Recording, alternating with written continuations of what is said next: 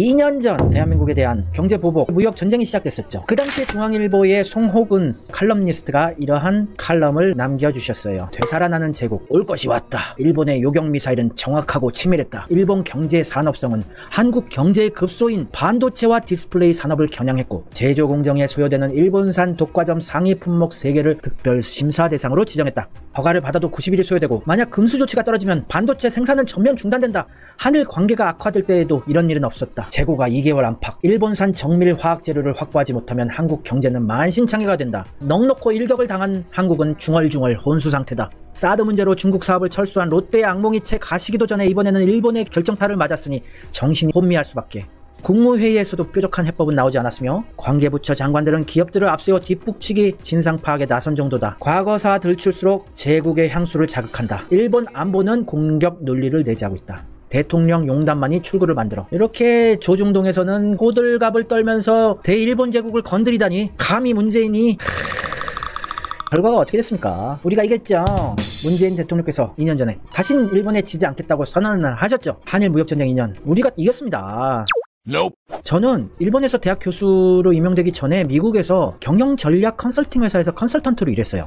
상당히 오랜 기간 일했습니다. 시야를 넓게, 크게, 멀리 보는 거에 훈련이 되었던 사람이었어요. 일본에서 몇 년 살면서 바로 파악을 했죠. 일본의 실상에 대해서, 일본의 모든 분야에 대해서. 저는 좀 앞서서 얘기를 하는 스타일이에요. 사람들이 지금까지 믿어왔던 거와 반대되는 얘기를 해서 처음에는 막 욕을 먹고 다구리 당하고 그래요. 근데 나중에 시간이 지나고 나면 아우 김 교수 말이 맞았네 이렇게 얘기를 하죠. 저 2년 전에 일본 취업 역대 최대의 방일 관광객 수를 기록하던 시절에 유튜브를 시작해서 일본 한심하다는 얘기를 믿어준 사람이 많이 없었습니다. 근데 지금 많은 여타 유튜버분들이 증명해주는 여러가지 영상들 만들어 주셔가지고 유튜브 많이 보신 분들은 다 아시게 됐죠.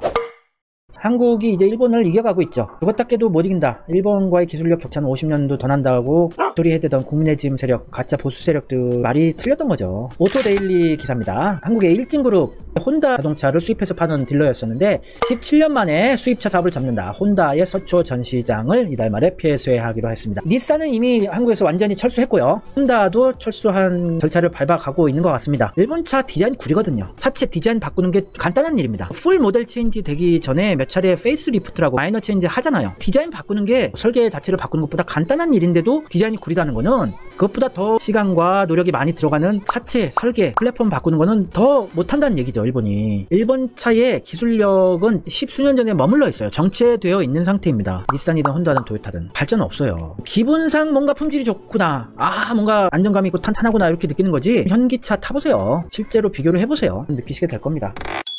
일본 주요 기업의 국내 매출, 영업 손실이 작년에 데상트코리아 영업 손실 32억 원, 아식스 5억 원 손실, 미즈노 23억 손실, 무지루시 료힝이라고 무인 양품이라고 있는데 117억 원 적자.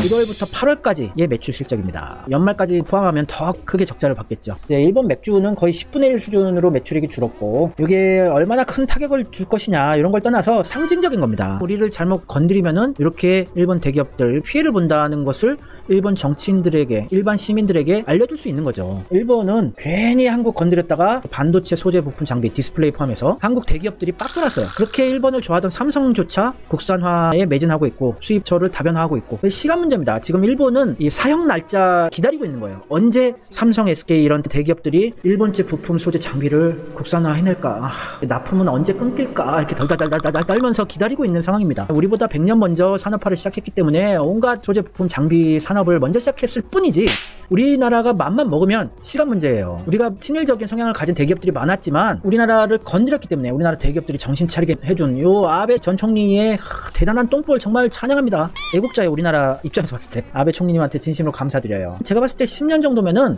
일본의 모든 소재 부품 장비는 다 국산화가 가능할 것이라고 저는 판단합니다. 그럼 일본은 이제 끝나는 것이겠지요.